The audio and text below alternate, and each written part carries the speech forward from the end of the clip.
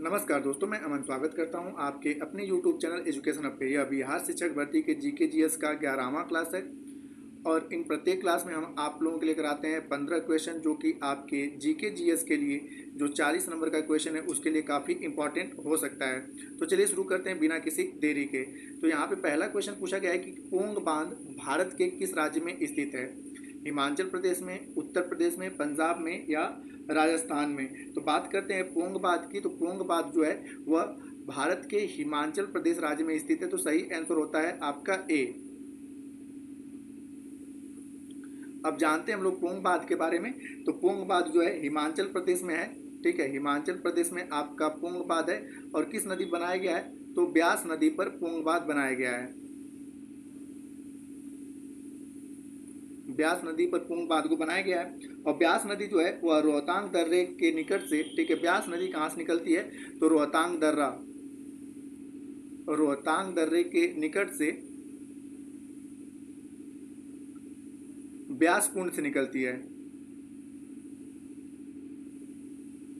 ब्यास कुंड से ब्यास नदी निकलती है। और अन्य की अगर बात करें उत्तर प्रदेश में, तो उत्तर प्रदेश में कौन कौन सी बांध हैं? तो उत्तर प्रदेश में जो है वह है आपका माता तिला बांध। माता तिला उत्तर प्रदेश में है। इसके अलावा जो है वह रिहंद बांध है।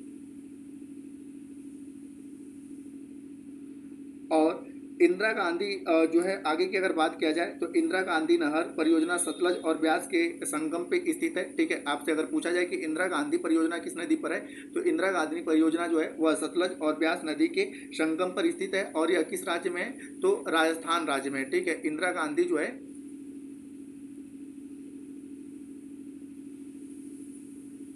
ये सतलज और ब्यास के संगम पर है।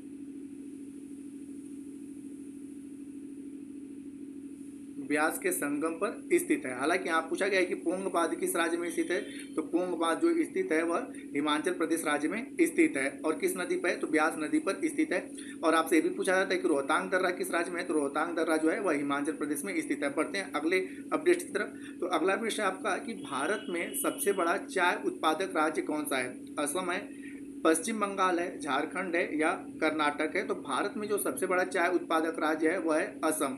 तो सही आंसर होता है ए, कि असम जो है भारत में सबसे बड़ा चाय उत्पादक राज्य है। अब जानते हैं कि चाय उत्पादन के मामले में पहले स्थान पे आपका असम है, दूसरे स्थान पे जो है वह आपका पश्चिम बंगाल है यानी कि वेस्ट बंगाल है, और तीसरे स्थान पे तमिलनाडु है। तीसरे स्थान पे तमिलनाडु चाय उत्पादन में आता है। चाय की अगर बात किया है तो चाय क्या पाया जाता है? तो आपसे पूछा जाता है कि चाय में क्या पाया जाता है? तो चाय में जो होता है वह टैनिन और कैफीन नामक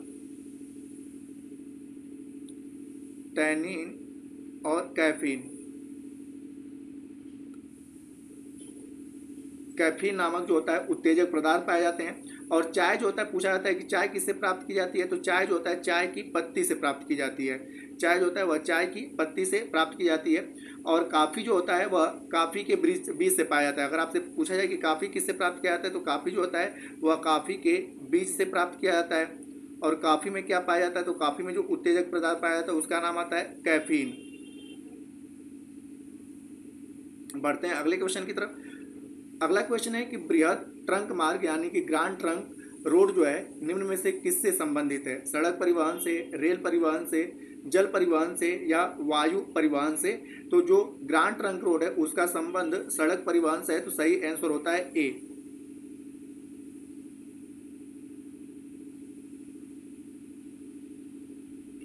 अब यहाँ पर जानते हैं इसके बारे में। तो ग्रांड ट्रंक रोड जो है इसका निर्माण किसने कराया था? तो ग्रांड ट्रंक रोड का जो निर्माण था वह शेरशाह सूरी के द्वारा किया गया था।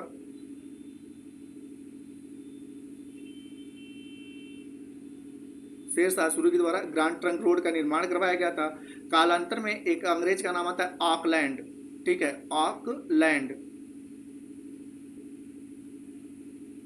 ऑकलैंड ने इसका निर्माण क्या कर, इसका नाम क्या कर दिया, मरम्मत करके इसका नाम जीटी रोड यानी कि GTR road, grand trunk road रखा। तो आपसे ये भी पूछा जा सकता है ग्रांड ट्रंक रोड जो है किसने नाम रखा था, तो ऑकलैंड नामक गवर्नर जनरल था, उसने इसका नाम ग्रांड ट्रंक रोड रख दिया। ग्रांड ट्रंक रोड जो है दक्षिण एशिया की सबसे पुरानी सड़क है और वर्तमान समय में NH1 और NH1 और NH2 को सम्मिलित रूप से जो है उसे ग्रांड ट्रंक रोड के नाम से जाना जाता है। इस सड़क मार्ग को सड़क ए आजम के नाम से भी जाना जाता है, इसे सड़क ए आजम। तो ये भी पूछा जाता है कि सड़क ए आजम किस रोड को कहा जाता है, तो सड़क ए आजम जो है वह ग्रांड ट्रंक रोड को ही कहा जाता है। बढ़ते हैं अगले अपडेट की तरफ। तो अगला अपडेट है भारत में चाय उत्पादन में प्रथम स्थान किसका है, पश्चिम बंगाल का, असम का, कर्नाटक का या तमिलनाडु का। तो यहाँ पे मैंने आपको बताया कि भारत में चाय उत्पादन में सबसे अग्रणी राज्य जो है वह असम है, तो सही आंसर होता है बी। और यहाँ पे हालांकि मैंने बताया कि पहले स्थान पे जो आता है असम है, दूसरे स्थान पे जो है वह है पश्चिम बंगाल, तीसरे स्थान पे है तमिलनाडु चाय उत्पादन में। और यहाँ पे होता है कि चाय की खेती के लिए आदर्श अगर तापमान की बात की जाए तो चाय की खेती के लिए जो आदर्श तापमान माना जाता है वह 20 डिग्री सेंटीग्रेड से 30 डिग्री सेंटीग्रेड आदर्श तापमान माना जाता है। और चाय की खेती के लिए वर्षा की अगर बात की जाए तो चाय की खेती के लिए पूरे वर्ष भर जो होता है औसत वार्षिक वर्षा 150 से 300 सेंटीमीटर की आवश्यकता होती है चाय की खेती के लिए औसत वार्षिक वर्षा के लिए। अब यहाँ पे अगर आपसे बात किया जाए कि भारत विश्व में चाय उत्पादक का सबसे बड़ा उपभोक्ता है तथा चीन के बाद दूसरा सबसे बड़ा उत्पादक है, यानी कि विश्व में सबसे अधिक चाय का उत्पादन कौन सा देश करता है, तो चीन करता है। और दूसरे नंबर पे आपका सबसे अधिक उत्पादन जो होता है चाय का वह भारत करता है। और भारत दुनिया में चाय का निर्यातक जो होता है, तो निर्यात के स्थान पे निर्यात की अगर बात की जाए तो निर्यात में भारत जो होता है वह चौथे नंबर पे भारत है। ठीक है, पूरे विश्व में निर्यात में चौथे नंबर पे है। अब बढ़ते हैं अगले क्वेश्चन की तरफ। तो अगला क्वेश्चन है कि भारत का सबसे उत्तरी बिंदु क्या है, इंदिरा पॉइंट, इंदिरा काल, किबुथु या सरक्रीक। तो यहाँ पर बात करते हैं भारत के सबसे उत्तरी और दक्षिणी पॉइंट की। तो भारत का जो सबसे उत्तरी और दक्षिणी पॉइंट है ये आपका ईस्ट है, ये आपका वेस्ट है, ये आपका नॉर्थ है और ये आपका साउथ है। तो सबसे उत्तरी पॉइंट का नाम होता है आपका इंदिरा कॉल,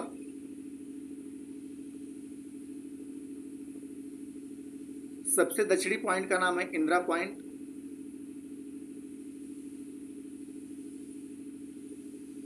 सबसे पूर्वी पॉइंट का नाम है किबिथु या वालांगू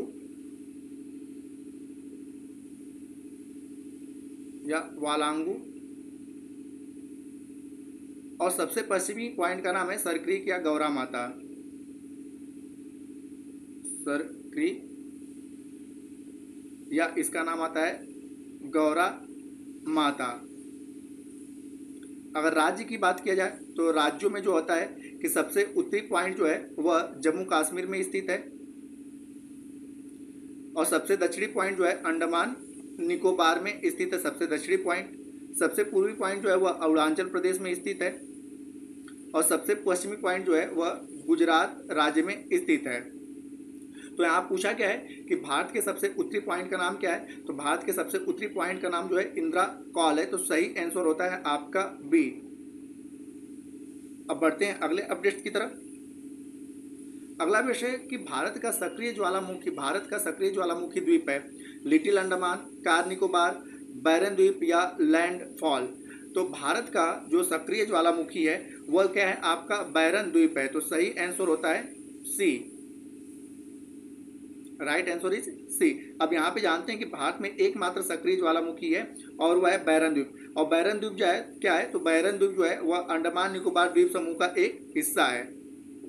बैरन द्वीप जो है अंडमान निकोबार द्वीप समूह का एक हिस्सा है जो कि पोर्ट ब्लेयर, जो अंडमान निकोबार की राजधानी है पोर्ट ब्लेयर, इससे 140 किलोमीटर की दूरी पर स्थित है। ठीक है, बैरन द्वीप इससे 140 किलोमीटर की दूरी पर स्थित है। बैरन का जो शाब्दिक अर्थ होता है, बैरन का शाब्दिक अर्थ होता है बंजर, यानी कि वह स्थान, बैरन का शाब्दिक अर्थ होता है बंजर यानी कि वह स्थान जहाँ पर कोई आबादी निवास नहीं करती है। और यहाँ पे अन्य की अगर बात करें तो अंडमान को निकोबार से जो कितने डिग्री चैनल अलग करता है, तो 10 डिग्री चैनल जो होता है अंडमान से निकोबार को अलग करता है। और निकोबार को इंडोनेशिया से कौन अलग करता है, तो ग्रेट चैनल जो है, ग्रेट चैनल जो है वह निकोबार को इंडोनेशिया से अलग करता है। यहाँ पे इंडोनेशिया, और ये आपका है अंडमान। इसको अगर मान लेते हैं अंडमान, तो ये आपका है अंडमान और ये आपका है निकोबार। तो 10 डिग्री चैनल जो होता है वह अंडमान से निकोबार को अलग करता है और ग्रेट चैनल जो है वह निकोबार को इंडोनेशिया से अलग करता है। अब बढ़ते हैं अगले अपडेट्स की तरफ। अगला अपडेट्स है आपका कि ग्रीष्म ऋतु में होने वाली वर्षा को आम्र वर्षा के नाम से कहाँ पर जाना जाता है, राजस्थान में, केरल में, असम में या पश्चिम बंगाल में। तो यहाँ पे होता है कि ग्रीष्म ऋतु में जो वर्षा होती है उसे अलग अलग राज्यों में अलग अलग नामों से जाना जाता है। अब जैसे कि ग्रीष्म ऋतु में जो होता है कि जो वर्षा होती है, तो ग्रीष्म ऋतु में जो वर्षा होती है जो दक्षिण पश्चिम मानसून से होती है, सबसे पहले केरल के मालाबार तट पे आके टकराती है और ये होता है जून का पहला सप्ताह, जून का पहला सप्ताह होता है। तो जून के पहले सप्ताह में, ठीक है, केरल के मालाबार तट से टकराती है। उसके बाद यह 2 शाखाओं में बढ़ती है, एक होती है बंगाल खाड़ी शाखा और एक होता है आपका अरब सागर शाखा। उसके बाद बंगाल खाड़ी शाखा ही पूरे नॉर्दर्न इंडिया में जाकर क्या करती है, बरसात करती है। अब यहाँ पे जानते हैं कि मानसून में के जो होती है आपका कि ग्रीष्म ऋतु में जो होता है आम्र वर्षा जो होता है वह केरल में कहा जाता है, ठीक है। केरल में जो होता है उसे आम्र वर्षा कहते हैं क्योंकि यह आम की फसल के लिए काफ़ी हेल्पफुल होता है। पश्चिम बंगाल में इसे नॉर्वेस्टर यानी कि नॉर्वेस्टर और काल वैसाखी के नाम से जानता है और काल वैसाखी भी कहा जाता है।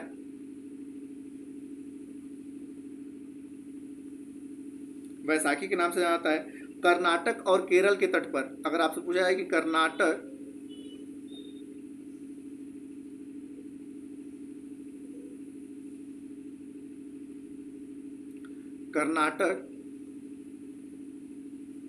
और केरल के तट पर इसे चेरी ब्लास्म के नाम से भी जाना जाता है।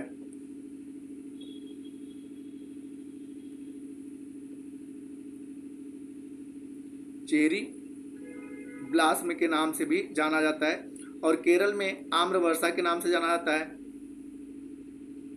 तो हालांकि क्वेश्चन जो पूछा गया है कि ग्रीष्मकालीन जो बरसात होती है, ठीक है, किस राज्य में उसे आम्र वर्षा के नाम से जाना जाता है, तो सही आंसर होता है कि केरल राज्य में इसे आम्र वर्षा के नाम से जानते हैं। बढ़ते हैं अगले अपडेट्स की तरफ।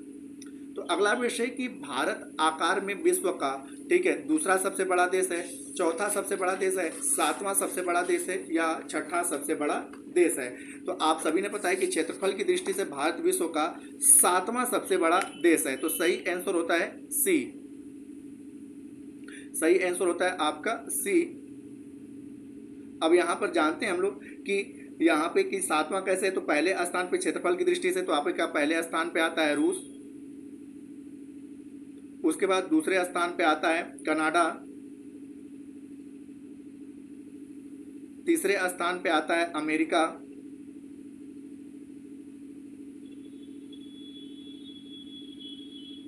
चौथे स्थान पे आता है चीन, 5वें स्थान पे आता है ब्राजील, 6ठे स्थान पे आता है ऑस्ट्रेलिया,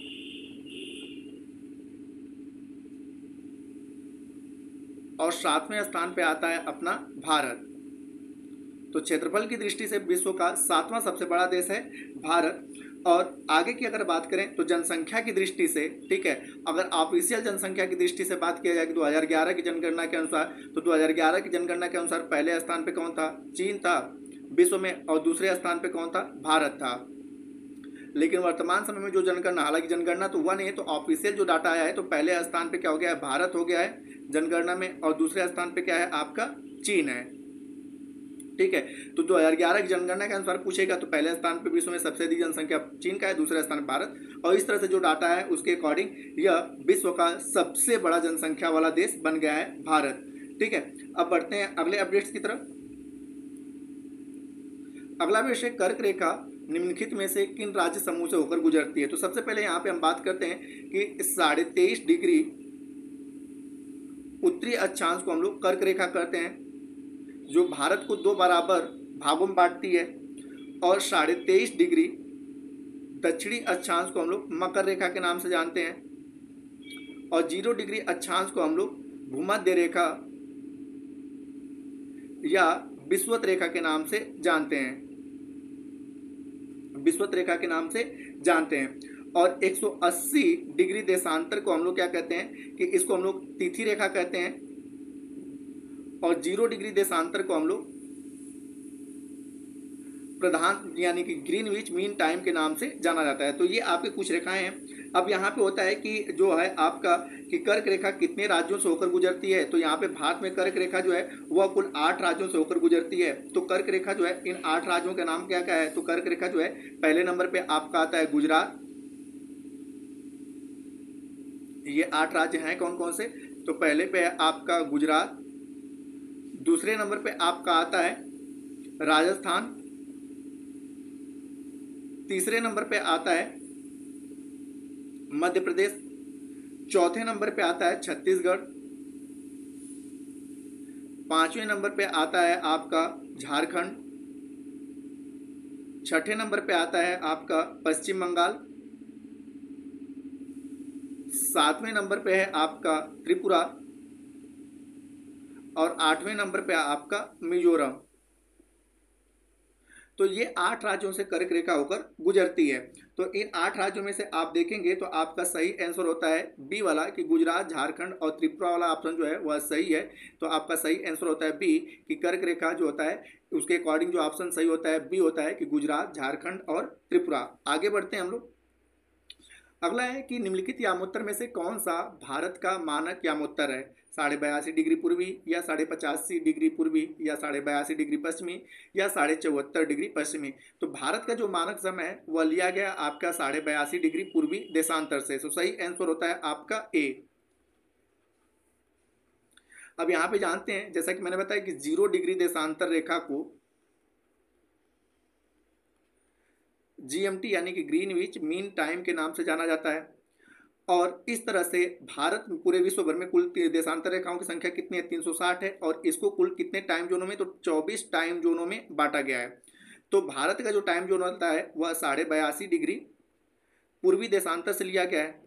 पृथ्वी की अगर बात करें तो पृथ्वी के जो होता है कि GMT के जो देश जितना पूर्व में होगा उसका समय उतना अधिक होगा, और जो देश जितना पश्चिम होगा उसका समय उतना माइनस होगा यानी कि कम होगा।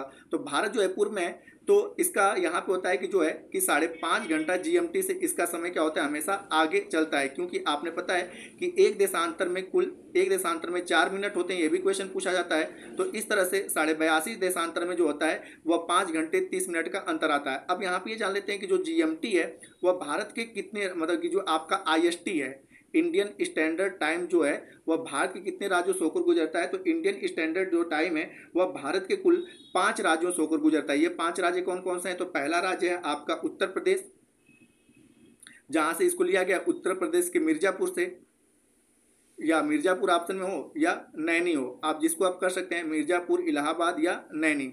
ठीक है, तो पहला तो आपका यूपी है, दूसरा आपका आता है मध्य प्रदेश, तीसरा आता है आपका छत्तीसगढ़, चौथा जो राज्य है वह है उड़ीसा, और पांचवा जो राज्य है वह है आंध्र प्रदेश। ठीक है, तो इन 5 राज्यों से जो होता है वो IST होकर गुजरती है। और यहीं मैंने बताया कि अगर आपसे प्रधान तिथि रेखा की अगर बात पूछे तो 180 डिग्री देशांतर को हम लोग तिथि रेखा के नाम से जानते हैं। 180 डिग्री देशांतर को हम लोग तिथि रेखा के नाम से जानते हैं। तो इसको भी आप याद रखिएगा कि 180 डिग्री देशांतर को हम लोग तिथि रेखा के नाम से जानते हैं। अब अगला आपका यहाँ पे अपडेट आता है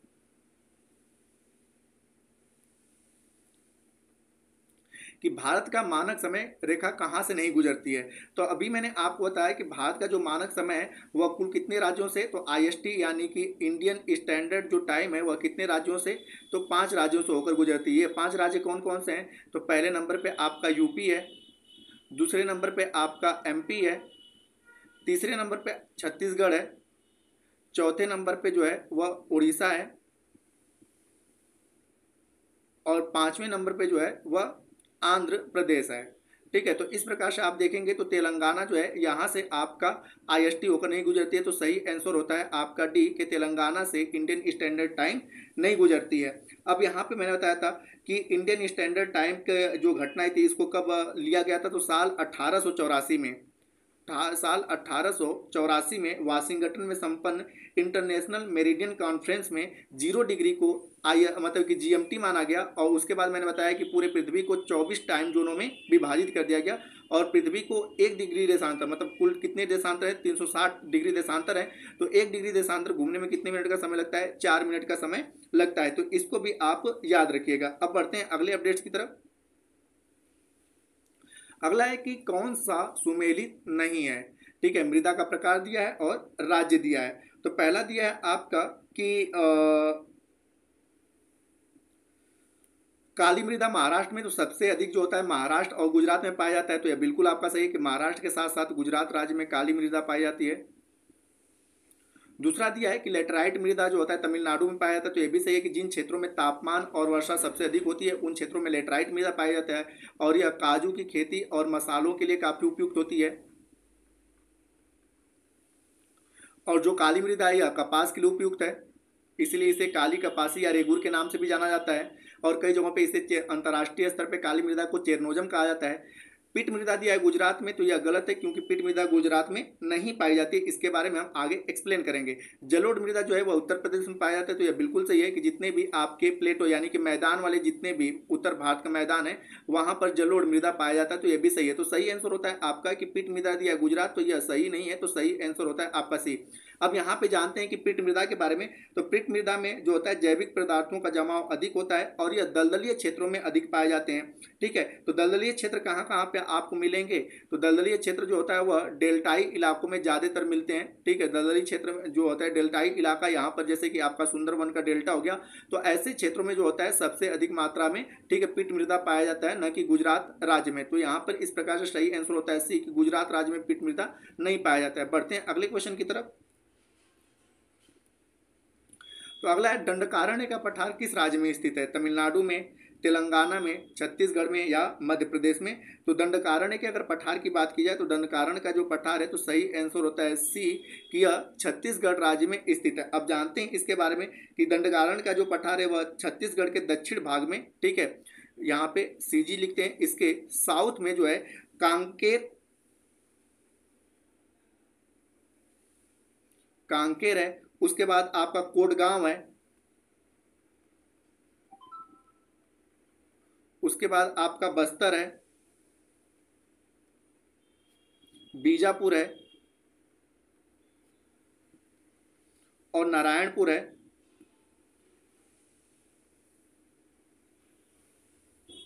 और सुकमा है। ये सारे के सारे जिले अक्सर करके नक्सलाइट प्रभावित होते हैं। इन्हीं सारे क्षेत्रों में आपका दंडकारण्य का पठार फैला हुआ है। और इसका अगर क्षेत्रफल की बात करें दंडकारण्य के पठार की, तो इसका क्षेत्रफल आता है 39,060 वर्ग किलोमीटर का। इसका क्षेत्रफल जो आता है 39,060 वर्ग किलोमीटर का आता है। और दंडकारण्य का पठार जो छत्तीसगढ़ के अगर कुल क्षेत्रफल की बात करें तो छत्तीसगढ़ के कुल क्षेत्रफल के 28.91% पर दंडकारण्य का पठार फैला हुआ है। ठीक है, 28.91 क्षेत्रफल पर। और इसका निर्माण अगर दंडकारण्य के पठार के निर्माण की अगर बात की जाए तो दंडकारण्य के पठार का निर्माण किन चट्टानों से हुआ है, तो धारवाड़ चट्टानों से हुआ है। धारवाड़ चट्टानों से इसका निर्माण हुआ है। और यह क्षेत्र जो होता है छत्तीसगढ़ की सांस्कृतिक दृष्टि से सबसे समृद्ध प्रदेश है। और दंडकारण्य के क्षेत्र में जो होता है साल के वृक्ष की बहुलता पाई जाती है। यहाँ पे किस प्रकार के वृक्ष पाए जाते हैं, तो साल के वृक्ष की यहाँ पर बहुलता पाई जाती है। तो ये आपके हो गए। और इसमें मतलब दंडकारण्य के पठार में किस नदी का बहाव स्थल है, तो गोदावरी का, गोदावरी नदी का यहाँ पर बहाव स्थल आता है। तो ये रहे इसके बारे में। हालांकि आपसे पूछा गया कि दंडकारण्य का पठार जो होता है वह किस राज्य में स्थित है, तो छत्तीसगढ़ राज्य में स्थित है। और दूसरा मोस्ट इंपॉर्टेंट है कि यहाँ पे किस प्रकार की चट्टानें पाई जाती हैं, तो धारवाड़ क्रम की यहाँ पर चट्टानें पाई जाती हैं। बढ़ते हैं अगले अपडेट की तरफ। तो अगला अपडेट है आपका टिहरी बांध जो होता है नदियों के संगम पर स्थित है, भागीरथी और भिलंगाना, भागीरथी एवं अलकनंदा, अलकनंदा एवं वाणगंगा या बनास एवं खारी। तो टिहरी बांध जो है वह भागीरथी और भिलांगना नदी के संगम पर स्थित है। तो सही आंसर होता है ए कि भागीरथी जो है वह टिहरी बांध जो है यह उत्तराखंड में है। उत्तराखंड में भागीरथी और भिलांगना नदी पर बनाया गया है। टिहरी बांध की बात करें तो यह भारत का सबसे ऊंचा बांध है। टिहरी बांध की अगर बात करें, जैसा कि मैंने बताया कि यह भागीरथी प्लस भिलांगना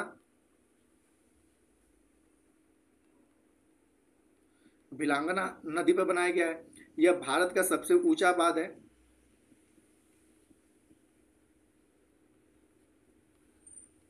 ऊंचा बांध है, इसकी ऊंचाई कितनी है तो 260.5 मीटर इसकी ऊंचाई आती है। इस परियोजना के अंतर्गत 3 मुख्य इकाइयां, पहला कि टिहरी जल विद्युत परियोजना, टिहरी पंप स्टोरेज प्रोजेक्ट और कोटेश्वर जल विद्युत परियोजना। और इस परियोजना का कुल उत्पादन क्षमता कितना है तो उत्पादन क्षमता की अगर बात करें तो 2400 मेगावाट विद्युत के उत्पादन की इसकी क्षमता बनाई गई है। टिहरी बांध का निर्माण का भारी विरोध किया जा रहा था। इसका कारण है कि अधिक तीव्रता वाले भूकंप क्षेत्र में इसको बनाया जाना। आगे की अगर बात करें तो भारत का जो प्रथम, अगर आपसे पूछे कि भारत की प्रथम जो बहुउद्देशीय परियोजना है वह कौन सी है तो दामोदर घाटी है। भारत की प्रथम जो बहुउद्देशीय परियोजना है वह दामोदर घाटी है, जो कि दामोदर नदी बनाया गया है। और इसे बनाया कब गया है तो साल 1948 में। तो यह भारत की पहली बहुउद्देशीय परियोजना है। और अगर भाखड़ा नांगल की बात की जाए तो यह भी काफ़ी चर्चे में रहता है। तो भाखड़ा नांगल परियोजना जो है हिमाचल प्रदेश में, भाखड़ा नांगल जो है यह हिमाचल प्रदेश में सतलज नदी बनाया गया है। ठीक है, तो इसको भी आप याद रखिएगा। हालांकि पूछा गया है कि टिहरी बांध जो होता है यह उत्तराखंड में भागीरथी और भिलांगना नदी पर बनाया गया है और यह भारत का सबसे ऊंचा बांध है और भारत का पहला बहुउद्देशीय परियोजना, ठीक है, 1948 में दामोदर नदी बनाया गया था। अब बढ़ते हैं आज के अंतिम अवेस्ट की तरफ।